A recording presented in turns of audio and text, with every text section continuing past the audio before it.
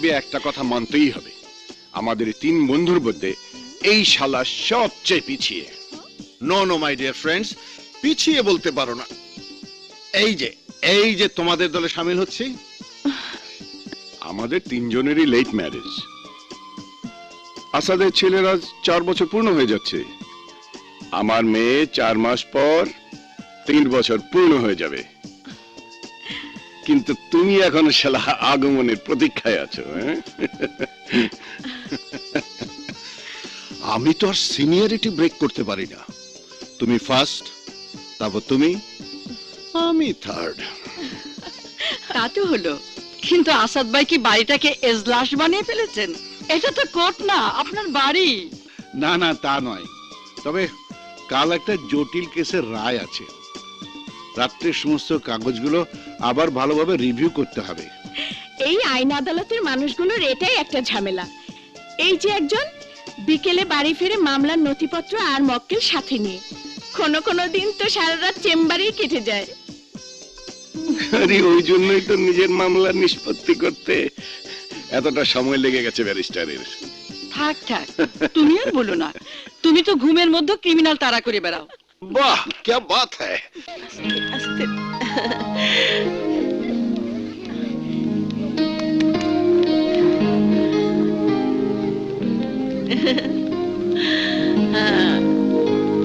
এই যে মা মনিরা, তোমরা এদিকে চলে আসো, চলে আসো। হ্যাঁ, গুড। ফুক দাও।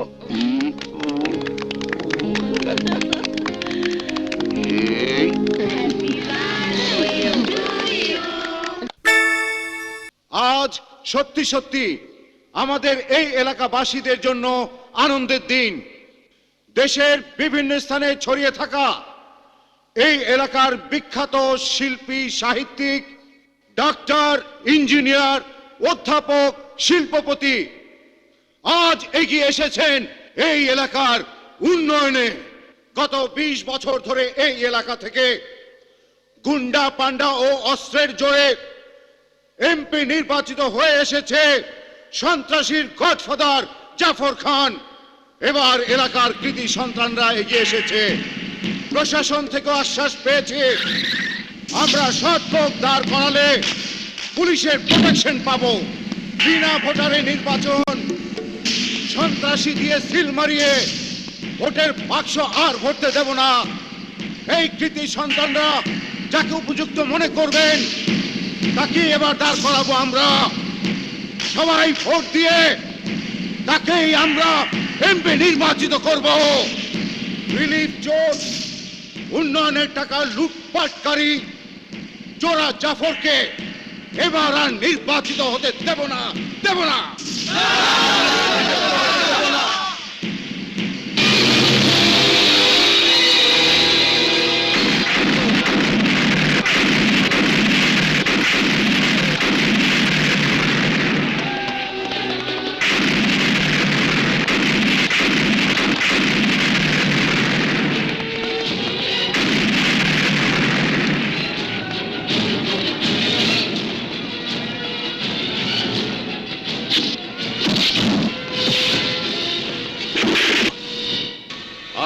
জাফর খান, আমার ছোট ভাই গফর খান, যাকে ভুল করে আপনি ধরে এনেছেন, সে নির্দোষ।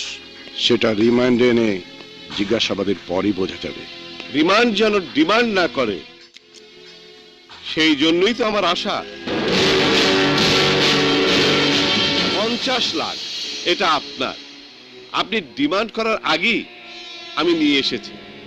এবার আপনি রিমান্ডের কথা ভুলে গিয়ে আমার ভাইটাকে সসম্মানে ছেড়ে দিন।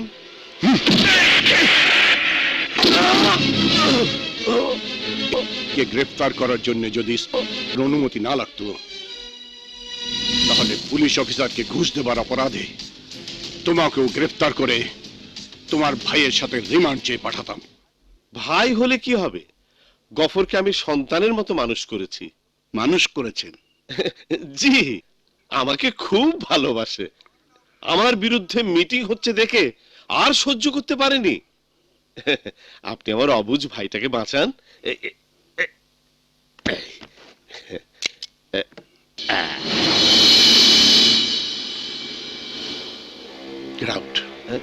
Get out, I say get out.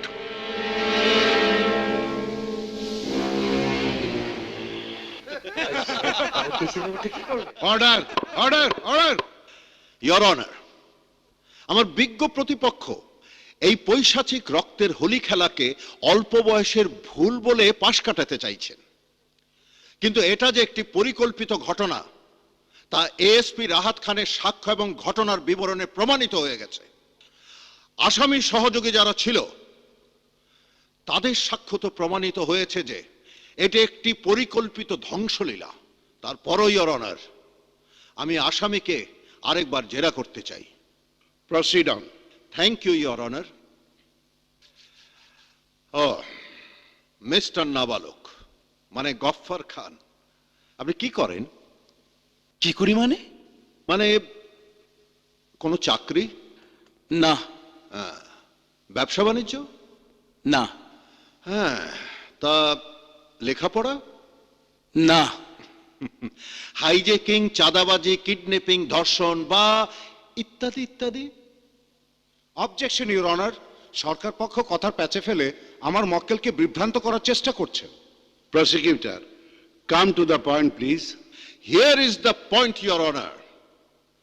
আসামি চাকরি করে না, ব্যবসাও করে না, অথচ একটি দামি গাড়িতে চড়ে বেড়ায়। আমার প্রতিপক্ষ কি ভুলে যাচ্ছেন নাকি মনে রাখতে চাচ্ছেন না যে আসামির ভাই এদেশের একজন সম্মানিত ছিলেন? Point to be noted your honour, ছিলেন। ইয়োর অনার, খুন তো প্রমাণিত হয়েই গেছে। খুনি কোনো অনুকম্পার যোগ্য নয়, আমি শুধু সেটাই প্রমাণ করতে চাইছি। ইয়োর অনার, কোনো বৈধ ইনকাম ছাড়া লক্ষ কোটি টাকা উড়াতে পারে তারাই যারা সন্ত্রাসী, চাঁদাবাজ, স্মাগলার। এরা দেশের শত্রু, সমাজের শত্রু। এমন ব্যক্তিরা কোনো প্রকার অনুকম্পা পেতে পারে কিনা সেই প্রশ্ন রেখে আমি আমার বক্তব্য শেষ করছি।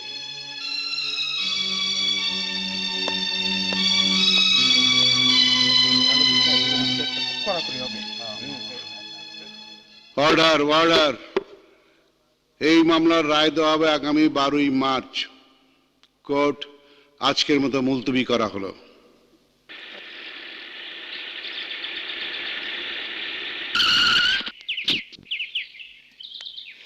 এসো।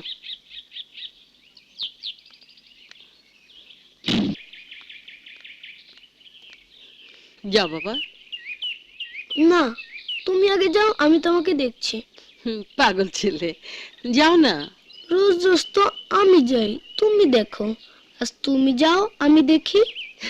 আচ্ছা আচ্ছা, আমি ছুটির আগে চলে আসবো। বাইরে বের হবে না কিন্তু। হুম।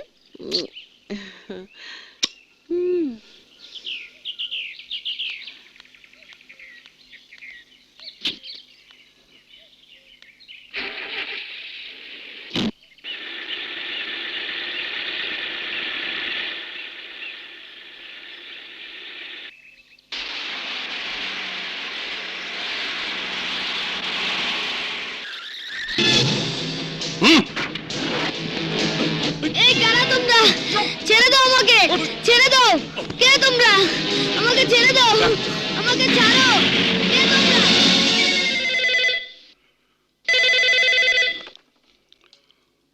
হ্যালো। আব্বু, আব্বু। হ্যাঁ জজ সাহেব, এইবার বুঝছেন তো?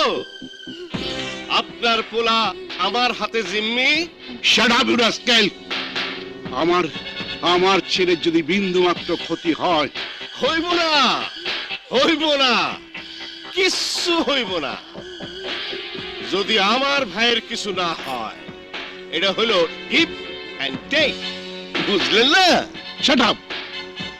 বিচারকের সঙ্গে অপরাধীর কোনো গিভ অ্যান্ড টেক হয় না। নিষ্পাপ শিশুর সঙ্গে বিচারাধীন আসামির কোনো গিভ অ্যান্ড টেক হয় না। আইন তার নিজের গতিতে চলবে। হ্যাঁ, আইন আইনের মতো চলুক, কলম তো আপনার হাতে। জজ সাহেব, আমার ভাইরে যদি বেকসুর খালাস না দেন, তবে আপনার পোলারও চিরদিনের জন্য হারাইবেন। নেন, পোলার সাথে কথা কন, তাইলে দিলে রহম হইব। আব্বু তুমি আমাকে নিয়ে যাও, আমার ভয় করছে। না বাবা, না বাবা, কিচ্ছু হবে না, তোমার কিচ্ছু হবে না। কেঁদো না সাগর, কেঁদো না। শোনো সাগর, আমি আমি তোমাকে নিয়ে আসবো বাবা। সাগর? কোন সাগর? কার সাথে কথা বলছো? তুমি সাগরকে তুমি কোথায় রেখে এসছো? সাগর? সাগরকে তুই স্কুলে কে ফোন করেছে দেখি? হ্যালো? আম্মু আমাকে নিয়ে যাও, ওরা আমাকে মেরে ফেলবে। সাগর? বাবা কোথায়? কোথায় তুই? জানি না আম্মু, ওরা আমাকে ধরে এনেছে। ভালো আছে, ভালো আছে, আপনার ছেলে ভালো আছে।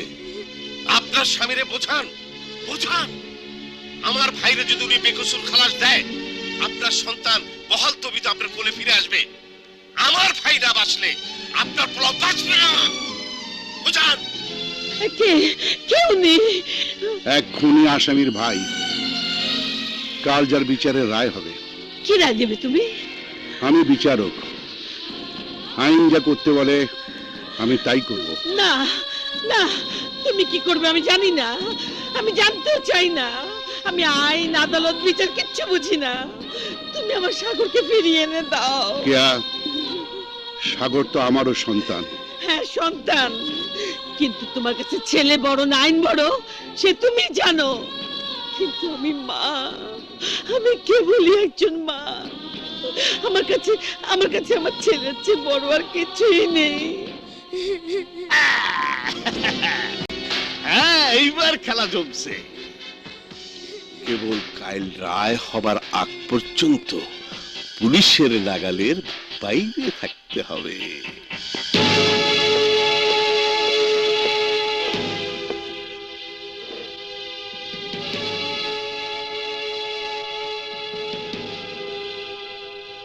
জজ সাহেব, আমার ভাইরে যদি বেকসুর খালাস না দেন, তবে আপনার ছেলেকে চিরদিনের জন্য হারাইবেন। জজ সাহেব, আমার ভাই না বাঁচলে আপনার পোলাও বাঁচব না।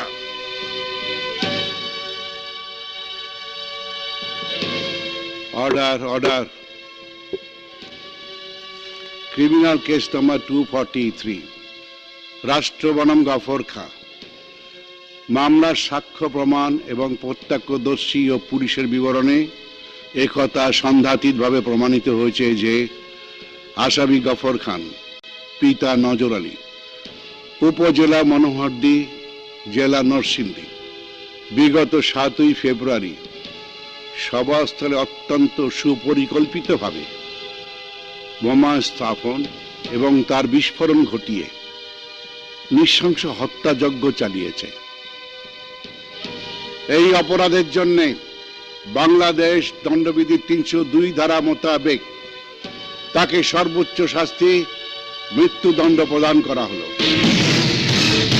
এই শাস্তি ফাঁসিতে ঝুলে কার্যকর করার নির্দেশ দেওয়া হলো।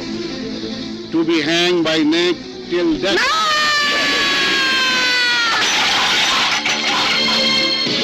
সরে যা, সাগরের খবর না পাওয়া পর্যন্ত আমি পানিও মুখে দেব না। হ্যালো হ্যালো, আমার সন্তানের মতো ভাইটারে ফাঁসিতে ঝোলানোর হুকুম দিছে। দিলাম।